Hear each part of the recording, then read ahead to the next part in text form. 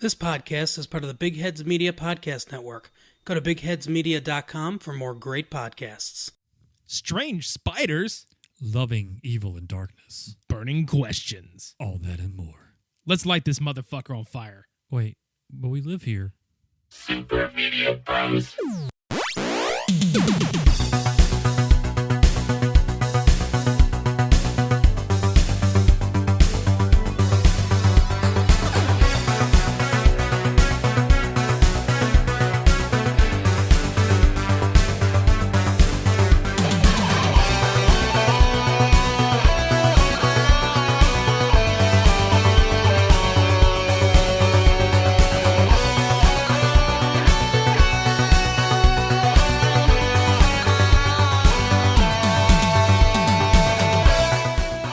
What's up, man? We do live here. So confirmation is we live here. So we won't burn this place. Okay, that's cool. I was just making sure. I know it's a giant gridscape and everything, but I mean, just making sure that at least we do really live here while we're here. But how do you burn the World Wide Web? Is it actually a web? I don't know, but we have a firewall up, so there's that. That's good. Welcome to episode 111 of the Super Media Bros podcast. I'm Midnight Agent Raw. And I'm thoroughly confused. Always thoroughly confused. It's like a multiverse of killer evil up in this motherfucker. Mm-hmm. Speaking of evil, there's a lot of shit on here that's like dealing with like the darkness, motherfucker. And I'm all about it. Burning darkness, yeah. Let's not waste any time. Let's jump into this shit, dude, because fucking hell. Okay, let's talk about Resident Evil 3. Because I've not kept up with it actively. Like, the fact that it's getting a re-release, I haven't really kept up with it because I'm still kind of on the high that was Resident Evil 2's re-release. What the fuck is going on with Resident Evil 3? Basically, they're just taking remake of that one. There's not a whole lot to really elaborate on because they're just riding on the trails of success that 2 was. They're taking the same engine that Resident Evil 4 started with the whole behind-the-shoulder scenario and just reskinning and redoing the whole Resident Evil 3 game itself with that same engine and adding, their twists and turns here and there like, they did with Resident Evil 2. What do you expect of it? I mean, just as good as the second one, honestly. I mean, I honestly preferred 7 way more than the other ones because it's just how much of the first-person perspective gives that horror fear aspect to the gameplay. Gotcha. But that doesn't diminish the second one's remake because that one's just a phenomenal game. Even though it had its corny and campiness to it, it still made it a fantastic experience from the beginning. Now with the remake, it just made it even more enjoyable with just how scary everything looks and feels.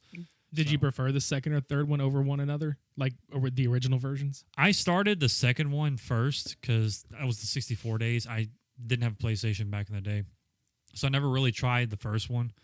So that was my introduction to the Resident Evil world was Resident Evil 2. I skipped over 3 because I didn't have access to 3. And then when they had the GameCube remake of Resident Evil 1, that was my proper introduction to the first one. So this is going to be kind of your first go-around with this one? Not really a first go-around. It's like a kind of a reminder, I guess. Yeah, but it'd be like the first time you'll get to like play through the whole thing? That I can actually remember, yeah. Cool. Because I played it on the PlayStation 1 years after the fact, and it was just at my friend's house. He happened to have a copy of it. And I just dabbled with it. I didn't really get into it that much. But hopefully this one, I'll get a hold of it, actually have a memorable experience like I did with 2. So hell yeah. And it comes out, what, April 3rd. April 3rd, man. Mm-hmm. Yeah. Valentine's Desperate Escape from Raccoon City starts April the 3rd. Yeah. I'm just reading the screen, so. I'll definitely be playing this one. I don't know that I'll go out and buy it immediately, but I definitely want to play through it just because I got to play through a little bit of the second one, and I liked it. I'm really excited to see just the updated, the updated graphics and all this other stuff because, a lot of people shit on remakes of video games. I remember when, what was that one video game that had come out with the giant fuckers? Shadow of the Colossus? Yeah, dude, I fucking loved the PlayStation 4 remake of that because I remembered playing the OG version of it and loving the shit out of it. but I really enjoyed the updated graphics of it. It looked a lot better. This is one of those where I'm like, I liked the original, and I can't wait to see what they do, especially with like Nemesis being here. Mm-hmm. Like, he looks fucking scary. Or I mean, it looks scary, whatever. I mean, even in second one, Tyrant was scary. He's just so intimidating. So, yeah. What if they put the X Gonna Give It To You They're gonna mod have to. on it? Yeah, they're gonna have to. Can you? Yeah, let's talk about that for a second, because that was something really funny that you sent me here recently. That shit was great. So basically, the Resident Evil 2 game that has a character named Tyrant, or AK Mr. X. I know, right? So he chases you throughout the entire police station, and there's some aspects outside of the police station he chases you at. But when he does, the only thing you can do is wound him enough to stop him, and then he gets right back up. But what was funny was somebody pitched the idea at some point, what if they put X is going to give it to you on top of the video of him chasing you, which is fucking hilarious, because there's some parts where it's like, the actual vocals pop in and he just busts through the doors like, X gonna give it to you. He just march walk like the character, like, he just is so menacing and hulking. He's just walking at you like, X gonna give it to you. Mr. X gonna give it to you. Dude, he's like the mall walkers you see just power walking through there. He's not running, but he's not like slow pace walk. He's literally like walking with a purpose. Like, yeah, I'm gonna lose weight. I'm gonna get active. Yeah, whenever he walks towards you, I'm like, I'm gonna lose.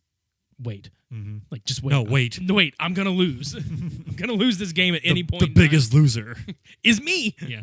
I am the biggest loser. My name's Tyrant. My name's Oh my god! It's What like if he actually talked like that? It's like the little confessionals like they would have on those MTV reality shows. You know what I'm talking about, like the Real World, where they would go sit in the confessional booth. Hello, my name is Tyrant, and I don't like the way X gonna give it to me. No. If they actually did it to where, you know, they have their interviews and they dub over the voice with like this very demodulator voice. Yeah.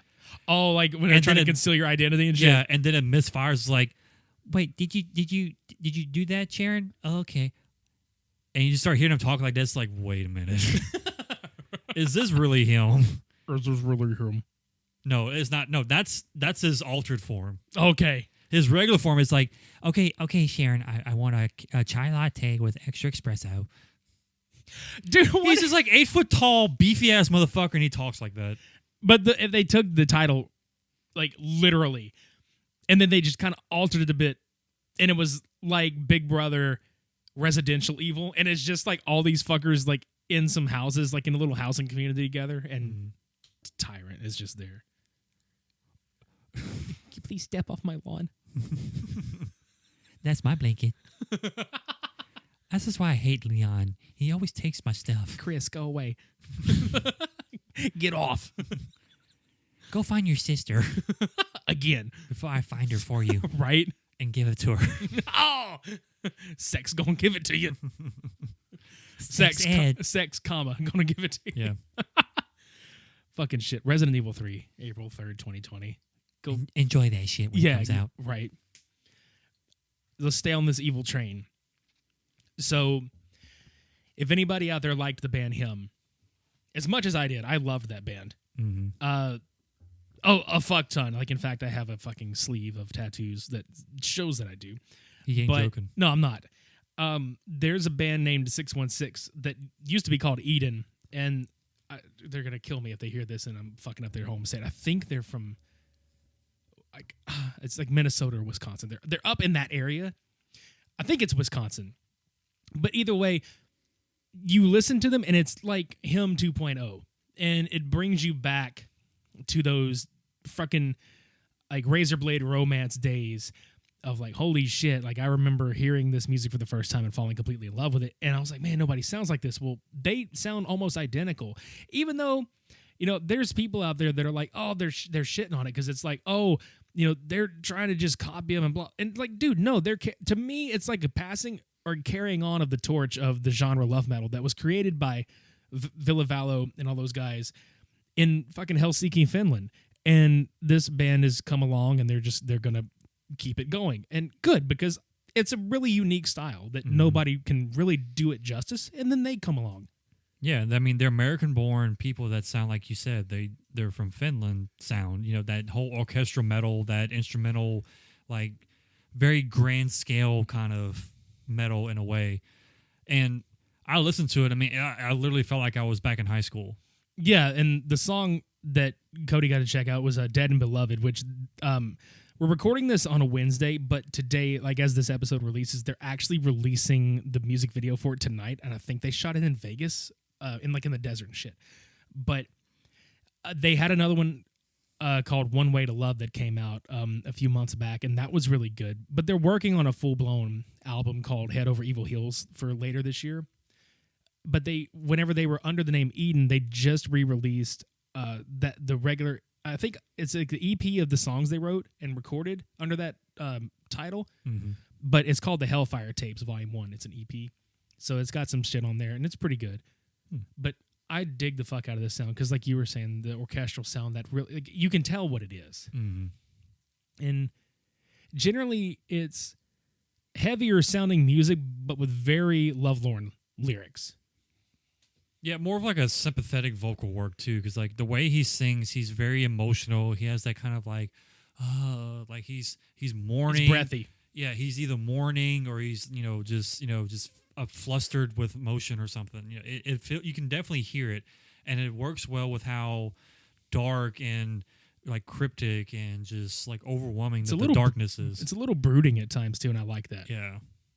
I mean, now granted, there's never going to be another vocalist like Villavallo, like ever, but this guy is like really good at, and the rest of the band too. Like, I mean, in fact, they got fucking Gas Lipstick, like him's second drummer. He came and played on, he recorded drum tracks for one of their songs. And I think they have another one that they may have already debuted or they are going to debut it called Cinderella Valentine. So hopefully we'll all get to hear that soon. Mm-hmm. But they stick to Instagram mostly. Like I looked for them on Twitter, and they don't really use their Twitter account, but definitely look for them on Instagram. And it's like I think it's 616_official is the handle, but they always post teasers and like pictures and shit. So I mean, I know they're hard at work on an album right now, so hopefully like that comes out soon. I know it'll probably be like late summer, hopefully like late summer, early fall. So I don't know. I'm always about finding new music that I like, but especially if it's done by like a newer band that I've never heard of, but it's a genre that I like. So that's cool. So that's all I got to say about it. Something to think about. It's something to think about. Process your emotions with that one. Right. And rolling even more so on the evil train. Let's talk about a director that is familiar with evil, but he's going to be directing a Marvel property. Mm-hmm. And that would be Sam Raimi. There's reports that he has accepted the offer, and there's reports that it's a rumor, but I think that he has accepted the offer to direct Doctor Strange in the Multiverse of Madness, which is really cool because it's actually his first return to a comic film since the Spider-Man franchise. Yeah, I mean, I'm all for it. I'm not a big stickler for like particular directors to stick with certain properties because you gotta have that creative freedom with a lot of the stuff that they give you. But I mean, I wasn't really that big into the first 3 Spider-Man films as much as the most recent ones, mostly because I just wasn't a fan of Tobey Maguire's acting. The second one from that entire trilogy is probably the best one, though. If you look at it from the story arc, like that is the actual probably best Spider-Man film that's been done. But they gave you one of the most iconic characters, which was Doc Ock. Like, Doc Ock, yeah. He was such a good actor for that character. Yeah, Alfred Molina fucking knocked that out of the park. Mm-hmm. But what I'm looking for is the fact that like you got a horror director that went and did a superhero film, like full-blown superhero genre, and he let some of that horror shit shine in the scene where Doc Ock is, supposed to be getting his tentacles like surgically removed, in the point of view camera shots, and it's kind of a scary sequence. They wanted like a horror feel for this Doctor Strange film coming up. Now Scott Derrickson left over like creative differences, but I mean, of all people that could have picked the fucking slack up and carried it forward, Sam's a great choice. He's great fucking director, dude. Oh yeah. Like I said, I don't doubt his skills. There's speculation about the multiverse being brought into this. Like, okay, being that Doctor Strange does tamper with the multiverse, like, are we going to get multiple versions of Spider-Man now? I don't know. It's definitely connecting to the WandaVision television series that's going to come out on Disney Plus. I want to say this is the first movie in Phase 4 that makes the connection between makes an actual connection between a television series and the film. Mm-hmm. Now, the Multiverse of Madness could be Doctor Strange's own multiverse. It could be like the actual multiverse of Marvel.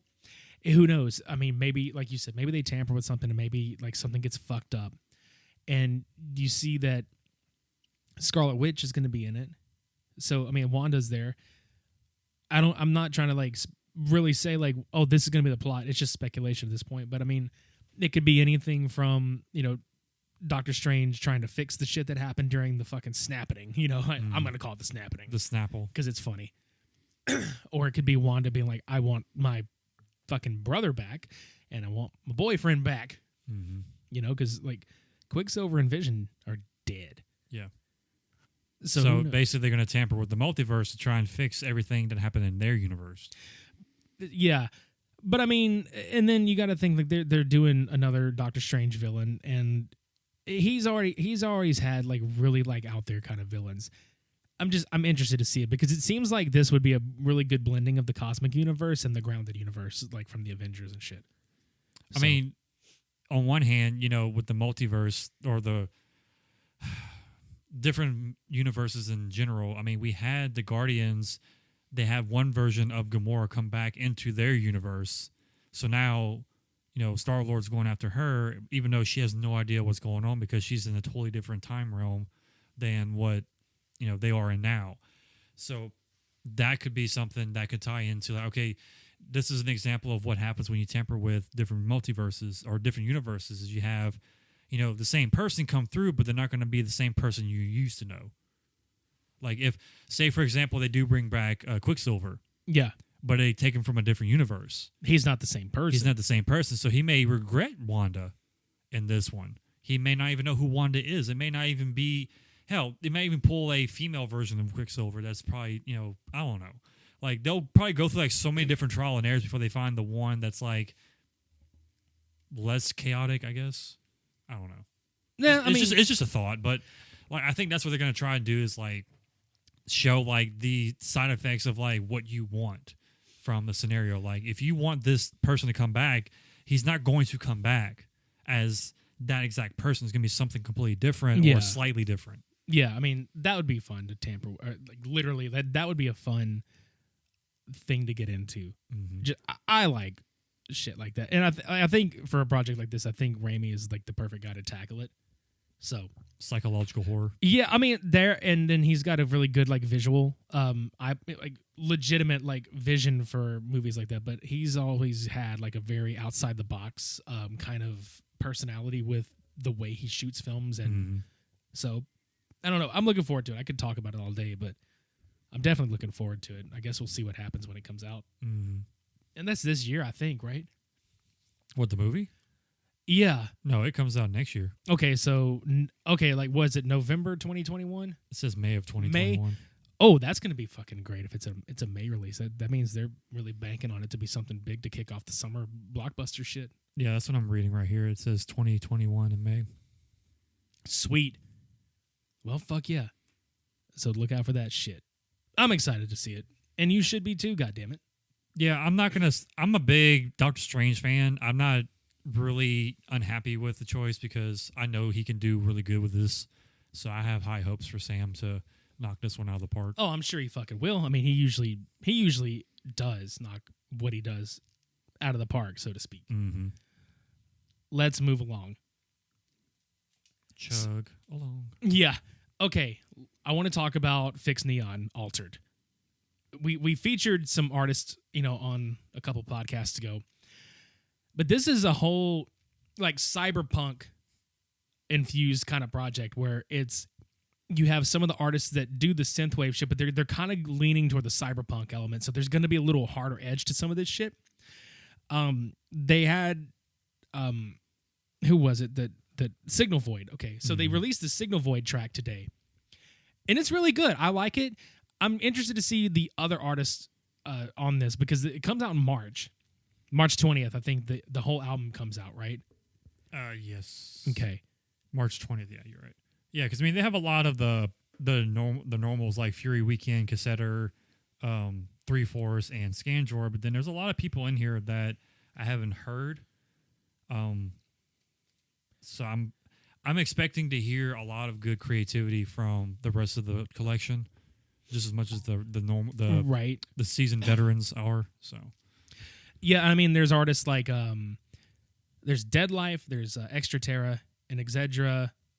Dude, Mega Drive is fucking great. I love Mega Drive's shit. Dorbor, I hope I'm pronouncing that right. Dorbor, Dream Reaper, Masked, Misanthropics, Code Electro. I mean, what is it? Zyth. I guess Zyth. I said Zith. And Mega Hit, which, dude, by that name, you better be putting Mega Hit. I'm just kidding. But no, it's... You have high expectations. Yes, you like your name elicits high expectations. Mm-hmm. You motherfuckers. But no, I'm excited for this shit, dude. I don't know how they're gonna do it. We talked about this like before we started recording. I don't know if they're gonna put out a song like a week or like, you know, a couple songs a week or a couple artists a week until it comes out. But they've already got it up for pre-order. Yeah. I mean, I don't expect them to do like a couple of these songs per week. I think they're going to do like how Monster Cat does. They're going to do like probably one or two of Altered and then do the rest of the FiXT Neon label like the rest of the week. Yeah. I mean, it just depends on the release schedule for it. Yeah. But either way, dude, it's a really neat release because I think they've done one other compilation like this before. And it's exciting to see them lean into more untapped genres as far as the electronic community is concerned. Because, you know, you have like the harder edge stuff, you know, that's, you know, synthwave led. You know, you have like a Perturbator and things like that, which I fucking love them too. But yeah, I think this is a pretty good collection of artists, and there's enough of them that we've heard of before that we featured on here, and then there's a select few that I haven't personally heard of myself, and I'm excited to hear their stuff. Mm-hmm. So that's March 20th, I think. Yes. Sweet. Yeah, go pre-order the shit. We'll like if we have anything that's going to be pre-ordered or, you know, we've talked about, we'll put it in links in the show notes so you can scroll down and click them and go. We're going to take a break, and we're going to come back.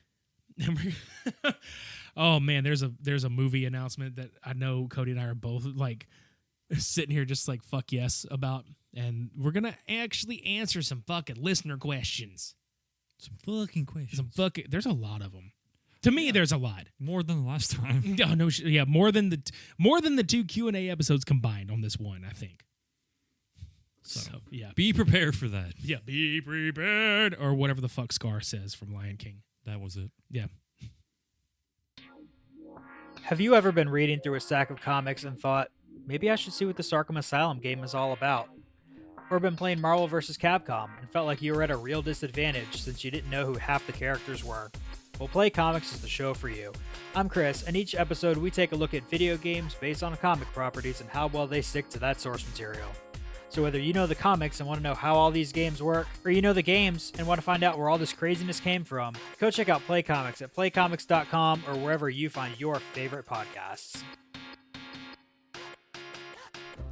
Hi, I'm Mark. And I'm Carol. And we're the hosts of Retro Late Fee.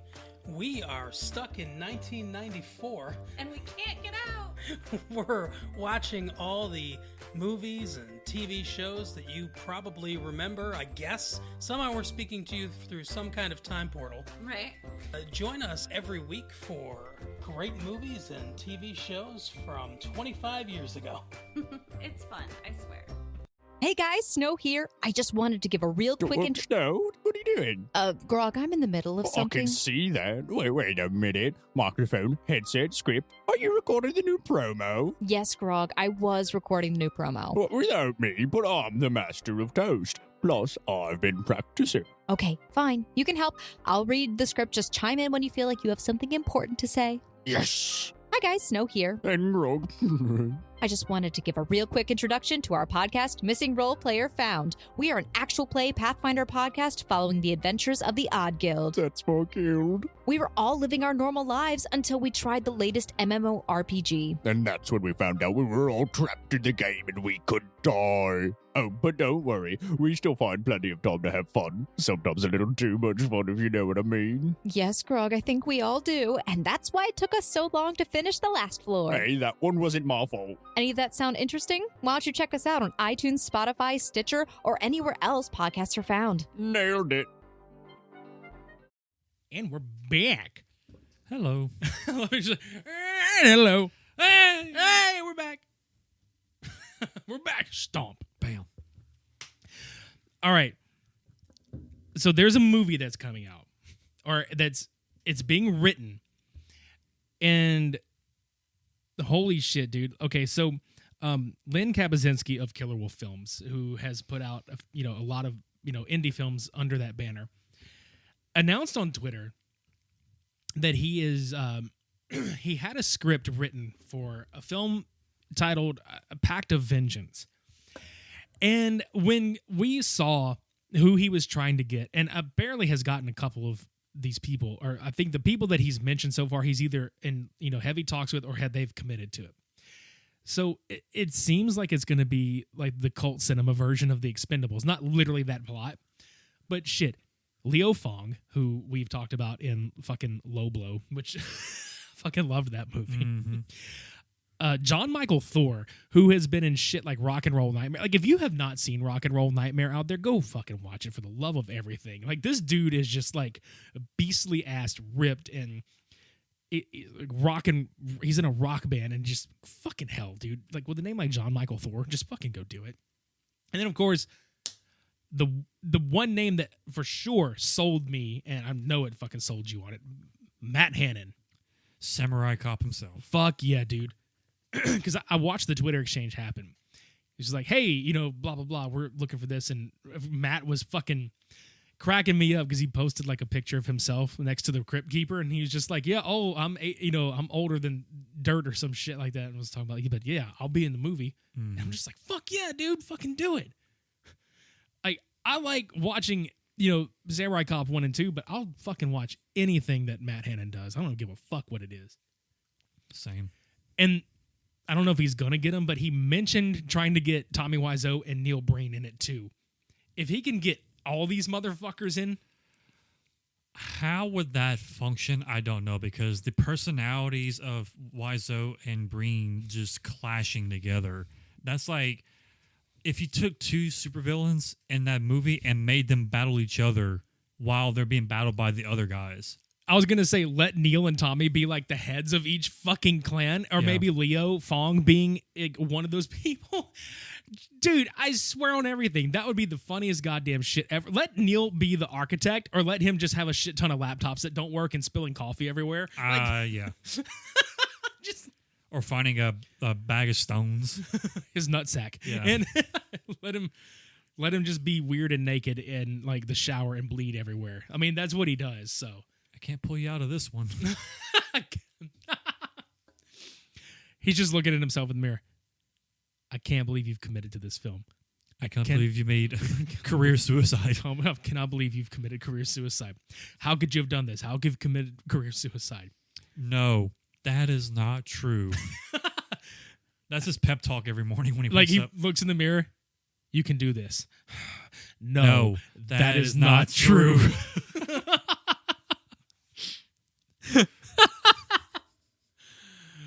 Then Tommy looks in the mirror every morning. I did not. Every fucking morning. I did not do good enough. I do better. No, I hope to everything that all this shit happens, because just as we were about to record, I looked back on Lynn's fucking Twitter and I was like, oh my god, there's a mock-up, poster art for this, and it looks so fucking cool. He's supposedly eyeballing an August shoot date with everybody, or just who he can get, at the time. And fuck, dude, I want to see this shit. And then Lynn himself is like a martial artist, so I mean, shit. I mean, if anything, we watch this movie, we won't do a showdown with another film. We'll probably just like talk heavily about this film. Oh, absolutely. Like it's weird because there's a couple of movies that I know for a fact that we'll probably have to do that with, because like I know we're kind of screeching off track a little bit here, but like in doing research for some of the Cult Cinema Showdown movies, I know both of us have looked at shit where we're just like, we should just do a whole episode on this fucking movie in particular, because some of this shit is impossible to pair off, because some of these movies are so damn unique in their like plot points and stuff. Mhm. So maybe we could do like Cult Cinema Showdown spotlights and just do a whole like ass episode on like one fucking movie. Maybe we should do our own Academy Awards, like fucking Eric Garbage does for the 420 Cult Cinema Award. Yeah. The Broskers. Let's highlight the best cult cinema.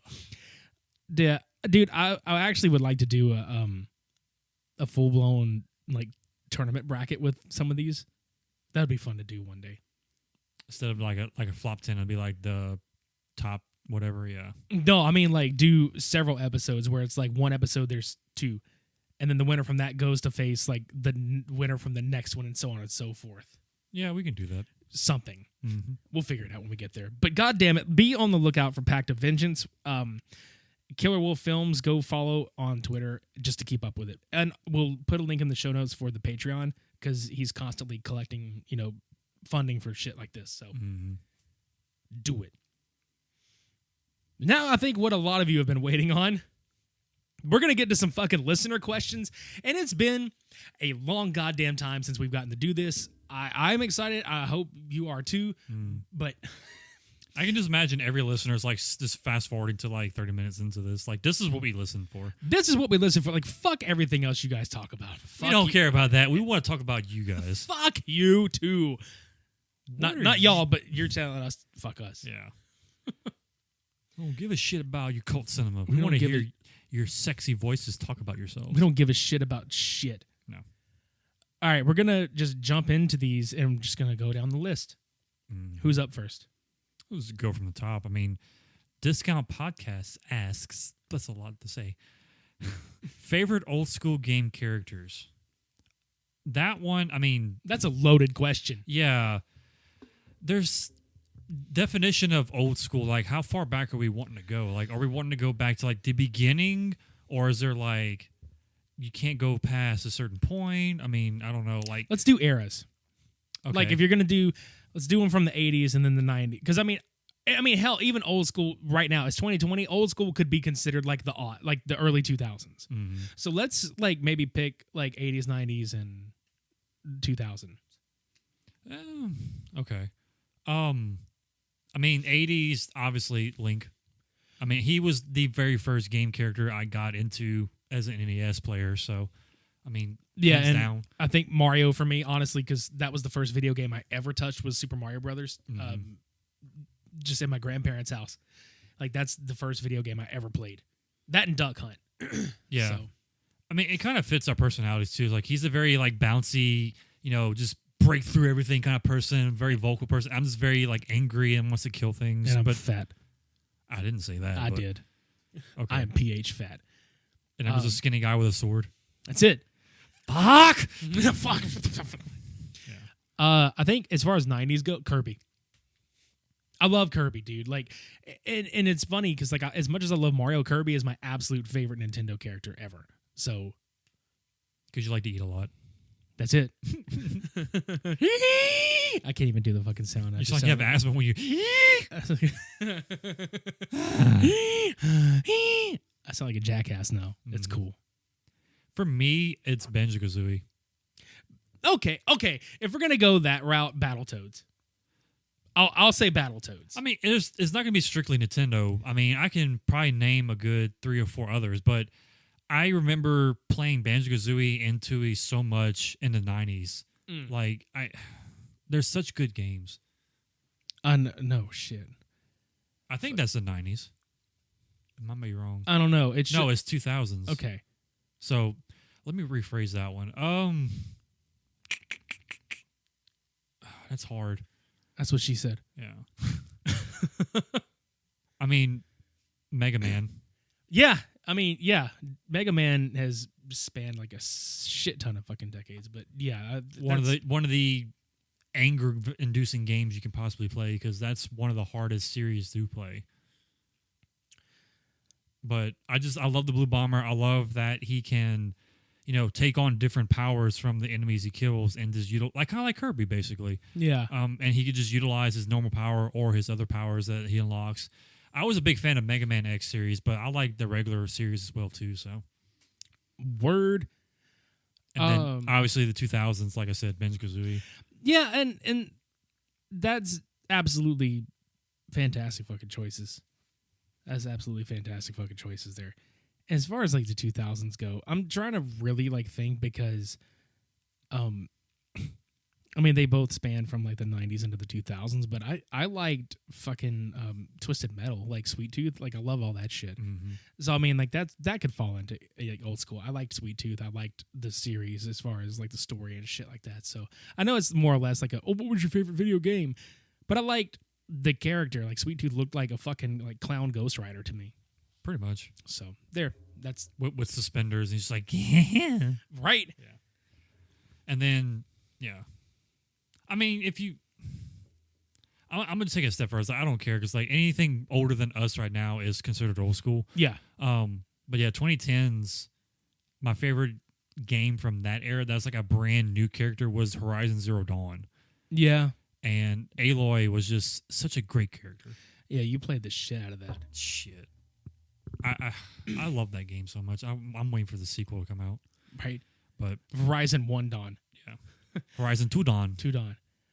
All right. So, Play Comics, who you actually heard a promo for earlier. Yeah. Play Comics Podcast asks, what thing that you haven't seen / played / read surprises people the most?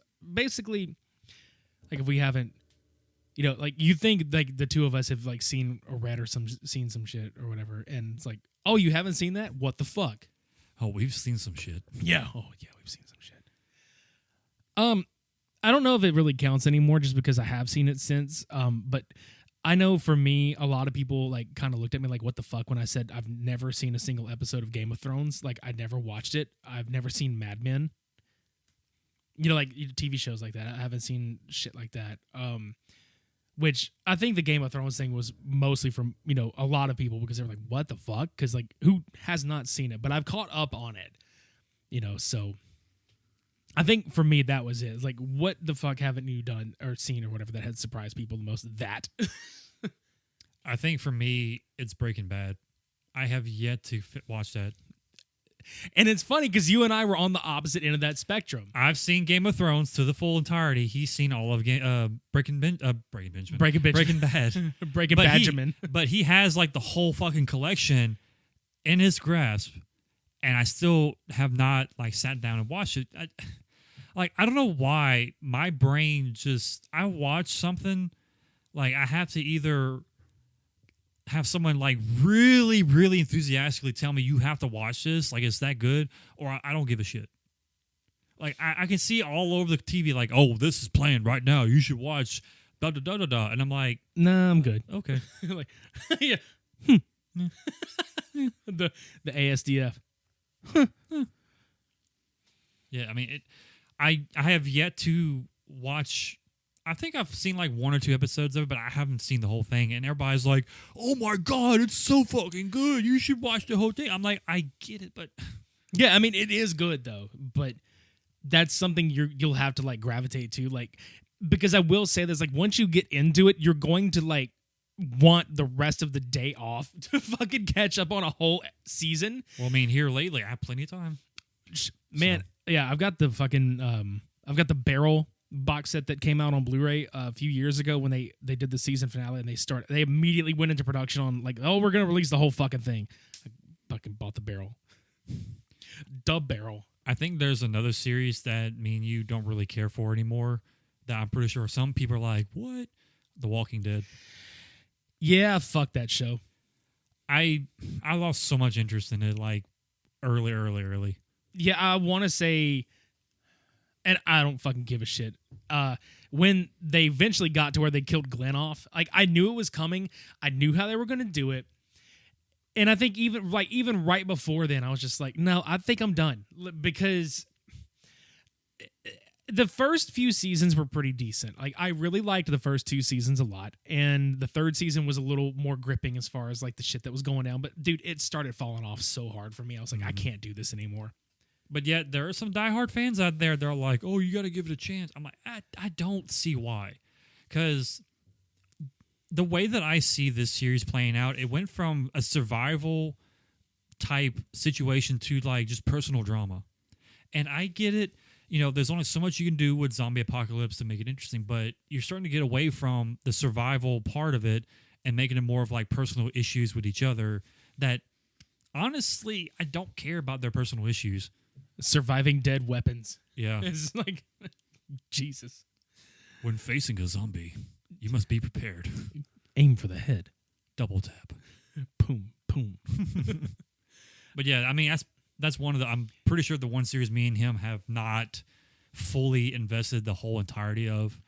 Yeah, I can't bring myself to do it because I either. don't want to catch back up on it because it's so much time has passed now that I'm like, oh no, it's been a few seasons and it's been a lot of episodes. I don't feel like spending an hour apiece on this shit. Because now they have the Fear of the Walking Dead, and it's just, dude, I watched one episode of that and it was just like, nah, I'm good. Yeah. And I think they're doing like a teen drama of it now too. Are you fucking serious? I remember reading something about it. I don't What know. is it? The Moping Dead? Like, what the fuck? Like, you're already depressed enough watching this. Make you more depressed. Fuck it. The Sulking Dead. We're done. Yeah. Fuck that. It's like vampires meet zombies, Vampire Diaries, Walking Right. Dead. Next question. All right. In Krajik, I guess that's At Krajik. on Twitter, ask toilet paper over or under? I think we unanimously decided over. Over, yeah. Because if you're under, what the fuck is wrong with you, man? Do you like to stress yourself out? Dude, okay, we have to talk about this because before we started recording, you had me dying laughing because you were just kind of looking up an article. I was like, what the fuck is going on? I misread this question because I was going through the whole like block of questions he sent me for this episode, and I'm like, my brain immediately went, okay, how do you wipe yourself, over or under? And I'm like, which way is which? Because I mean, you kind of go in both ways. And he's like, wait, go reread that question. I'm like, yeah, I was so wrong. Wiper, no wiping. But it's like, how do you wipe yourself, under or over? It's over. Like, do you sit on your head and wipe your ass that way, or do you actually sit standing up and just, you know? Oh my god, what was there was fucking hell, dude. There was something that we did a while back where it was very Christopher Walken sounding. No, it was the Foo Fighters joke. The Pooh Fighters, like this is like Pooh Fighters, but Do you wipe over or under? Over. That's what I thought.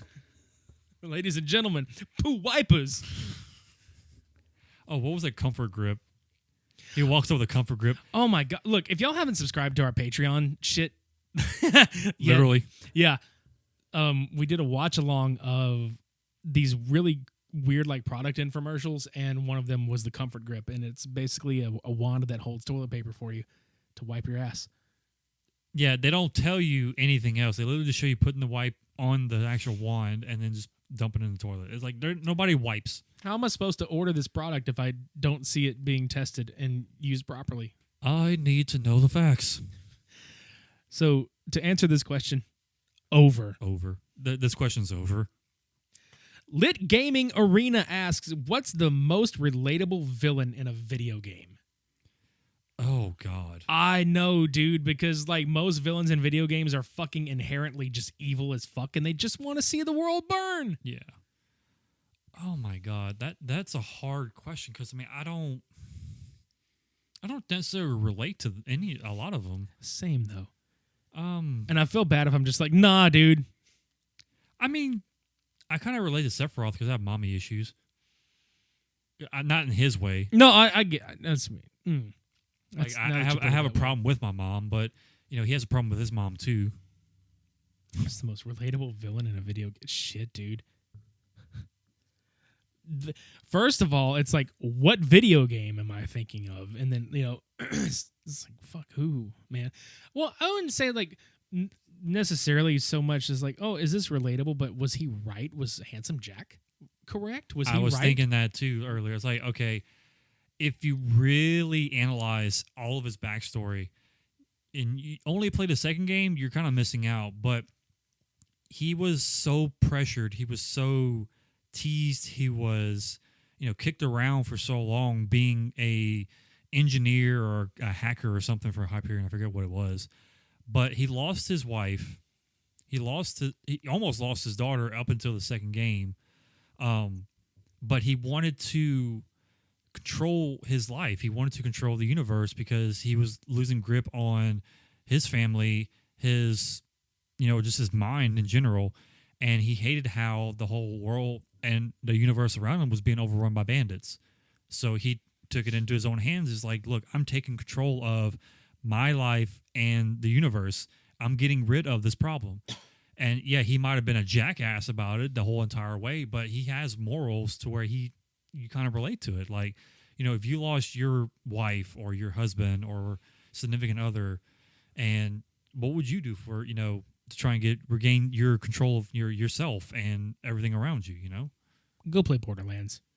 It's a good like game series. I don't really want to argue about it because I know people are like, oh, Borderlands 3 has a bad. I don't care. Suck it. That's it. Suck it.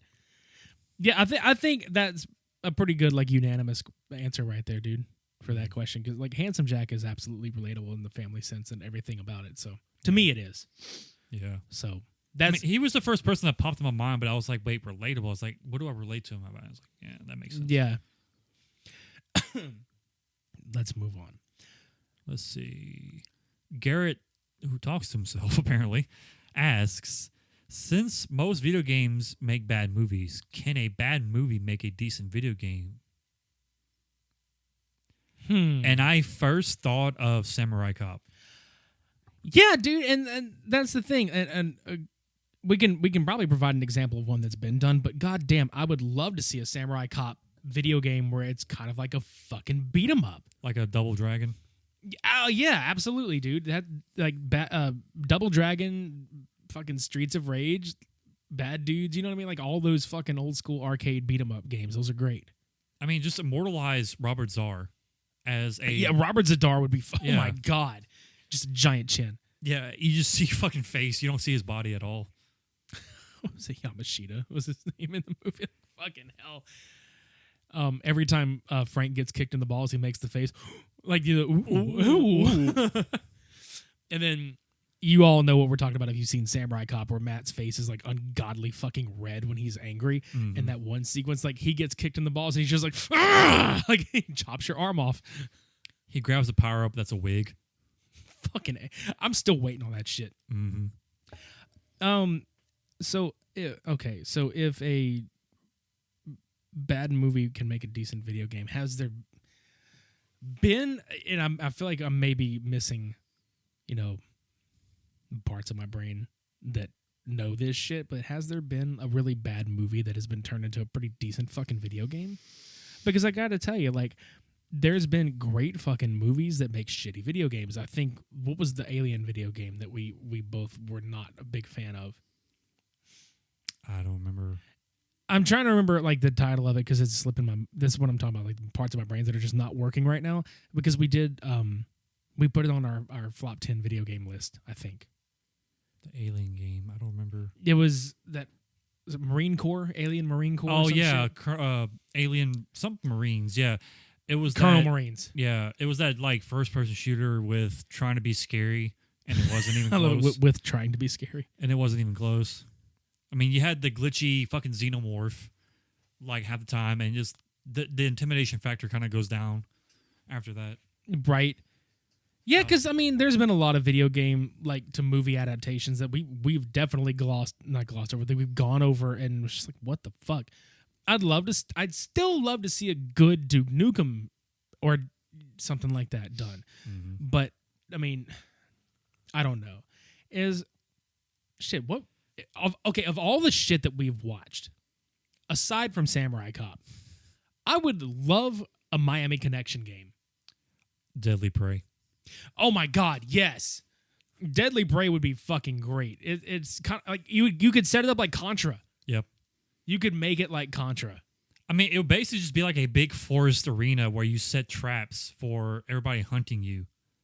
Oh, how cool would that be to do it first person? Yeah, that's what I'm saying. It'd be kind of like Rust and those other like survival games, but it has like an actual, not really a short longevity when it comes to like the end of things. Like you don't just survive by yourself in the forest. Like, you know, you just have to survive for a set amount of time. So it's kind of like what was that horror game where you're the villain and you had to fight 3 other like normal people? Dead by Daylight? Yeah. It's something like that. It's kind of like a multiplayer game. Yeah, that would be yeah. Like if you're what's his name? The protagonist. Oh, Mike Denton. Mike Denton. If you're Mike Denton and the other people are the commandos that go and hunt him. Right. Like Mike Denton is like the ultimate like not Rambo, but Rambo, you know what I mean? Like he's fucking shredded and he could kick your ass and oh yeah. Yeah, those would be fucking great video games. Fuck yeah. And just having the Dragon Sound soundtrack from Miami Connection. Oh my god. I mean, come on. Yeah. I mean, that would be a good game for like Double Dragon style because you have multiple people you can play as. Right. So it'd be kind of like those turtle fighting games. Toidles. Yeah. I like Toidles. Me too. So I've got a couple of them I'm going to read back to back because one of them's not even really a question. At Sep Night says, not a question, but I have the Yoshi Yum Yum Bum Bum thing stuck in my head at the moment and it's driving me insane. You're very welcome for that. You're welcome. I mean, who doesn't? I don't regret any minute of that. I don't either. It was funny as shit, and we're happy to have you enjoy it. Yum bum. Yum yum yum yum yum yum bum bum bum bum. Yeah, that. That was from our episode with Throttle. Yeah, our Throttle review. Mm-hmm. Check that shit out. It's fun. That was fun. Very fun. So I understood that reference. Hi guys. Actually, hey to everybody that's asked us the question, but I understood that reference. Podcast asks, do you prefer low-budget, heartfelt science fiction superhero movies like Turbo Kid or more big-budget, stereotypical superhero movies such as Shazam? Honestly, there's some good qualities from both sides. Yep. No doubt about that. But I'm a big, like, low-budget person. Like, I like the casual practical effects. I like you don't have to put so much effort into making something believable like aspect. Yeah, and I definitely appreciate the trying. Like, it's not a superhero movie per se, but Velocipaster is a prime fucking example. Mm-hmm.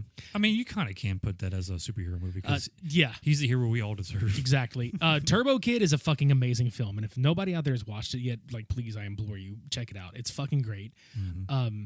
You have movies that are very, very heartfelt like that because you can tell a lot of shit went into making it, and it was a good story, and it just hits on all points. Wolf Cop. Wolf Cop is another goddamn wonderful example. Hell, The Toxic Avenger is another prime example. Yeah. Like those two movies are fucking... They have fucking charm to them that makes you appreciate them for what they are instead of having this like $1 million budget on CG effects, you know? Yeah, because like I'll be honest, like Shazam was, for what it was, honestly, was a good fucking movie. But that's just like one of many DC films that have come along that just were good. The rest of them have not been that great. So to me, everything's hit or miss, but I agree with Cody. Like, I absolutely prefer a low budget film completely. Even though we totally shat all over like Metal Man and the Incredible Bulk and Captain Battle Legacy War and Thunderstorm The Return of Thor, like, you know, those are all like mockbuster things. But you could see, at least with Incredible Bulk, that there was some drive to get it finished. As shitty as it was, there was a lot of drive to get it finished. But I definitely dig movies like Turbo Kid. Mm-hmm. And there's a sequel. They're still making it, or they're still writing it, or the script is written. They're just waiting on a green light and funding for for a sequel for it. But there's another. I don't even know if it's necessarily like a superhero movie. It's more like a gang turf movie. It's called The FP, and it's so fucking great. There's a second one that has come out, and then they're making a third and fourth one. But basically, the FP is basically like gangs fighting over turf via Dance Dance Revolution, and it is funny as shit. It's fucking great. That sounds awesome. That's a movie that I've like put on a to-do list for us because it's fucking great. I love it so much. There was a movie, Johnny mentioned it to me a while back, and I haven't watched it yet. It's a British... Segura? Yeah. Mm. It's a British like sci-fi comedy movie, and it has these aliens where all you see is like the glow of their mouths and shit. And I can't remember what it's called. Did he message it to us or? It was a while back. It was a long time ago. Shit. But I've been meaning to watch that movie because apparently it's really good, and it's not like a high-end like budget when it comes to the special effects. Like they did some work with the aliens, but that was about it. Gonna need to call him on that one. Yeah, I forgot the name of it. Right. But no, that. All these questions are great. Like that was a good question too, though. Mhm. I liked that. What's next? All right, so Jeremy Levine from the Vinyl Countdown. What's up? Sup, motherfucker? He wants to know, we know horror, they know horror is a big thing that we love, but if you had to pick one horror movie, which I can automatically know which ones you're going to say, one horror movie to watch for the rest of the time, which one do you choose and why? What do you think my answer is? It's either going to be Evil Dead or any Nightmare on Elm Street. Yep. Yeah. Like, I know this motherfucker way too You'd well. probably pick like Aliens. Yeah. See? That's the only, like, okay. I'll let you talk for a second. No, after go I'm ahead, done. dude. Yeah, go ahead. I probably mentioned this so many times, and I think he might have mentioned it just as many times as I have when we talk about what is actual horror. Alien is horror. Yes. So all these people out there that scream it's sci-fi, it is sci-fi and it's horror. Shut your fucking mouth. Let me continue. So there's just so much panic, so much anxiety, so much like practical effects work so well with the Alien franchise that I can repeat that movie so much. I mean, just the movie scene with the chest burster in the actual little facility where it came out and just like terrorized and like ran around and stuff, that built me with like anxiety because like, oh shit, it could be anywhere now. It can go in inside somebody else. I can't even talk. And you won't even know until, last minute. And just the xenomorphs, they're fucking disgusting and just terrorizing and just awesome all at the same time. Like, if you saw that thing in your face with its fucking mouth tongue popping out, you would fucking shit your pants. I still keep thinking about the Mighty Xenomorphin Power Rangers. They're like, their power morphers are the second mouth coming out of the mouth where they're just like, like, and they're like spitting everywhere as they say this shit. No, they wouldn't do it like that. They would actually say, it's morphin' time.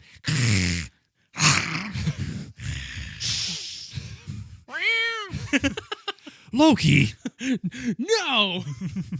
You little shit. But yeah, out of all the horror films out there, Alien is probably my go-to no matter what we talk about. I can watch that movie over and over and over again. And since you definitely picked correctly as far as like Evil Dead or Nightmare on Elm Street, like one of the movies from those franchises, considering like it's, two different franchises, if I had to pick one from each, Evil Dead 2 Dead by Dawn, because I love Ash vs. Evil Dead. I like the fucking reboot / continuation from 2013. I like the original Evil Dead. I love Army of Darkness, but Evil Dead 2 is that perfect like combination of slapstick horror and just ridiculous comedy, physical comedy. Bruce Campbell does it so fucking well. Did it so well. So that's the one I would pick from that one. If it had to be like a Nightmare on Elm Street, absolutely Nightmare on Elm Street 3 Dream Warriors, because Dream Warriors was like fucking perfect mixture of like comedy, horror, fantasy, and Robert Englund was like at most on top of his game in this one. Like he never was not on top of his game, but the fucking one-liners, the characters, the story, the setting, everything about that movie just was quintessential 1980s. And not to mention the fact that if you like that movie, you probably like Dream Warriors, the song from Dokken. Those are my two. Mm-hmm. If I had to pick from each franchise, those are the ones. Now, well, kind of close second. I don't think it was that close, but the Halloween 1 or the remake, those two are like really high up there too. Rob Zombies? No, not the Rob Zombie ones. I mean, those are good too, But I like the more recent rendition of Halloween. You talking about the direct sequel that they just did? Oh Yeah. God, that was so good. Like I can rewatch either that or the original Halloween over and over again. Like Yeah. they're just that good. Yeah, fuck yeah, dude. There's nothing wrong with picking like The Thing, like a John Carpenter. That too. Like anything John Carpenter has done has been Mm-hmm. fucking really good. So yeah, those are some great fucking movies. I would definitely just watch those for the rest of my life. Mm-hmm. Let's move on. 3 hours. What's up, guys? 3 hours later asks, who would play Mario Brothers characters if they'd had a reboot? And I assume live action. So I think my answers are gonna like probably make some of you either cringe or laugh hysterically because I have a couple of ways. What do you think, dude? I haven't given this much thought because like it still burns in my brain that Hopkins is still like Bob Hoskins is just like he's still the original Mario and he's still going to be the original Mario no matter who plays over. But okay, I'm going to give a couple of theories. I'm going to give a very logical theory. Like a studio would look at these people and be like, okay, logically, yes, we're going to do this. And then I'm going to give you a version where I'm just like, no, y'all can do whatever the fuck you want with this franchise and just go with it. Logically, Josh Gad could be Mario. He's played Olaf. I mean, he's been a number of people, but I mean, most people know him as Olaf. But he looks like if you gave him a big old fucking mustache, Mario. Mm-hmm. Paul Rudd could be Luigi. that's Yeah. I would get Tom Kenny to voice Yoshi. Did you say yum bum the entire time? Yeah.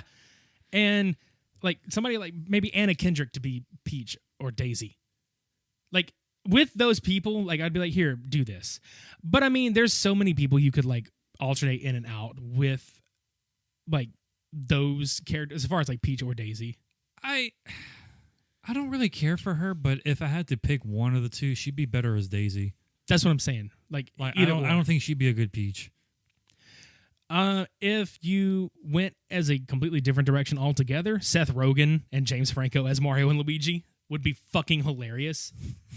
I don't even care, dude. Like that shit, it would be fucking hilarious. Like Mario jumps up and hits the question block. I know. I was thinking that too.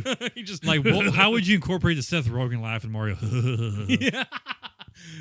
When he gets bigger. Yeah, that's how. Yeah, when you hit the mushroom. Just like. Like, what if they actually did that? What if Seth Rogen and James Franco like did a stoner flick of Mario where they actually got high enough to where they thought on they were mushrooms. Mario. They got high enough to where they thought they were Mario and Luigi. Yes, I would 1,000% throw all kinds of fucking money at that shit. Like, they have to make it happen now. Please fucking do it. Even if it was like nonchalantly relating to it, because I know they probably won't get the authority from Nintendo. Like, yeah, let's turn our characters into stoners. If we're gonna get them, just get like Linda Cardellini because she was also in Freaks and Geeks. Get Linda Cardellini to be Daisy or Peach. Mm-hmm. And keep Tom Kenny as Yoshi because like I don't give a fuck. Like that would be just fantastic. Oh yeah. I don't know. The more I talk about it out loud, I would absolutely lean towards Rogan and Franco. Just for that concept. Just for the fucking lulz, dude. Yeah. There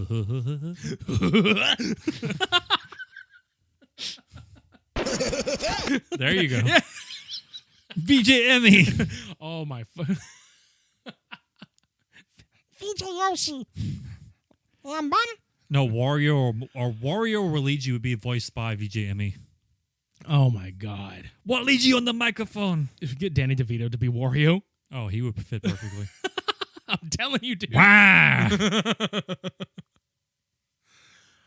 Fuck, if he's gonna be, if he would be Wario, who the fuck would be Waluigi? A very skinny, angry person.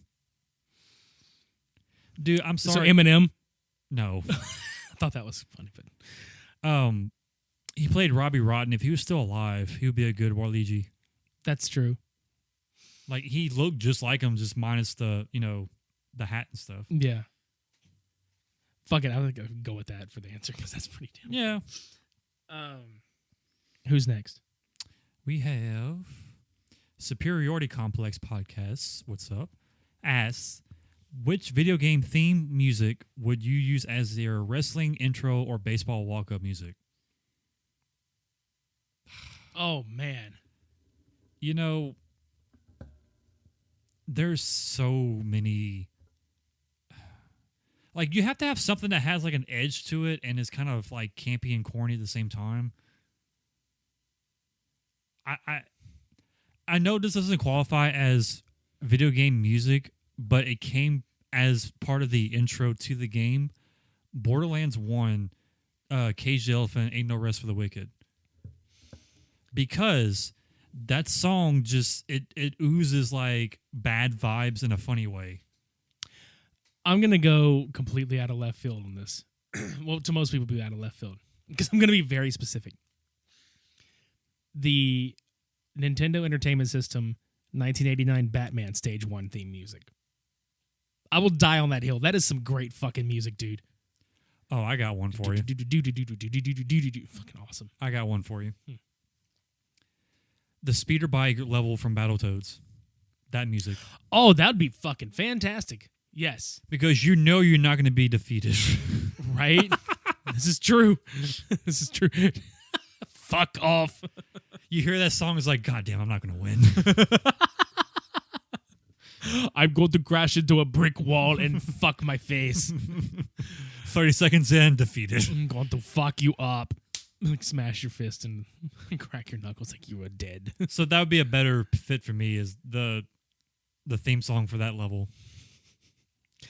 And I think for me the Batman one would be just for me just completely, because there's like enough darkness to it, and then there's enough like energy behind it. So it's like, yeah, ready to whoop your fucking ass with some batarangs. Mm-hmm. Some batarangs. Throw you in the ring and kick your ass. Some onion rings. Onion rings. Yeah, that's my answer. Yeah, and we're sticking to it. That's it. Trivial Theater at Trivia Chick on Twitter. What's up? Asks, oh my God. Can a 5-ounce bird carry a 1-pound coconut? Follow-up question. Do I need to use a coat hanger to defend myself against it? Okay, this may be the greatest Monty Python Birdemic mashup of all time. Well, I was about to say, is it African or European? It's not a question of where he grips it. If it's a simple question of weight ratios. Like, a 5-ounce bird could not carry a 1-pound coconut. In order to maintain an airspeed velocity, a swallow needs to beat its wings 43 times every second. Mm-hmm. Just throwing that out there. I mean, it could be carried by an African swallow. Maybe, but we don't know. Not a European swallow. No. But, of course, African swallows are non-migratory. So, I mean... So theory is still in development. It's in development. Would you need a coat hanger to defend yourself against it? Yes. Just don't have sex while you're being attacked, because that's what apparently calls these birds to you. Call. Fucking call. Yeah. So Yeah, that's either you shoot a porno or you're having sex with someone, they're going to call the birdemic down. So be ready with the coconuts flying in your nuts.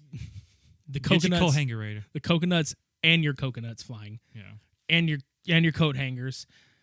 A birdshin. They're just going to call it a birdshins and just swinging at wildly at them. Haha, for those of you that found that joke funny, and if you didn't, sorry. Yeah. But I'm not so sorry. It was funny. Yeah. Oh, damn it. Was that all the questions? Oh, it is. Fuck, I was having fun. We need more, damn it. Yeah, we do. I had a fun with those. Those are great questions. See, you guys out there listening that haven't asked us questions, fucking ask us shit. We will answer them on the podcast. Anything. It doesn't even matter. You can tell us how we wipe our asses. We don't care. Yeah, we'll tell you over, because that's how it should be. How do you describe over well? Well, you stand on your head, and then you wipe your ass. So it's over. It's over. Or under. Down under. Ah, damn it. I had fun on that shit, man. That was awesome. Same. Guys, if you want to ask more questions on future episodes, just direct message us on Twitter at supermediabros_, or direct message us on Instagram at supermediabrospodcast.